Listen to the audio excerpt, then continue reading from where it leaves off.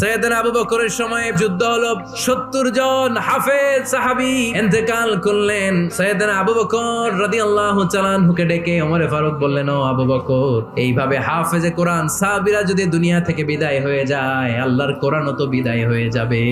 আমরা এই যে কোরআন পড়ি 30 পারা, এমদাদিয়া লাইব্রেরির 114টা সূরা, কত সুন্দর সন্নিবেশ করা হয়েছে, এখানে সাজানো হয়েছে। আল্লাহর হাবিব সাল্লাল্লাহু আলাইহি ওয়াসাল্লামের সময় কি এরকম কোরআন ছিল নাকি? খেজুর পাতার মধ্যে, গাছের বাকলের মধ্যে, ওটের বড় হাড্ডির মধ্যে আর পাথরের মধ্যে খোদাই করা কোরআন ছিল। সাইয়েদনা ওমর ফারুক, আমার পরামর্শ হলো আপনি সব বয়োজ্যেষ্ঠ সাহাবীদেরকে একসাথে করে কোরআনের সব কাগজগুলোকে একসাথে করে একটা নির্ধারিত কপির মধ্যে কোরআনকে সংকলন করে ফেলেন। সাইয়েদনা আবু বকর বললেন, যেটা আমার নবী করেন এটা আমি কেমনে করি?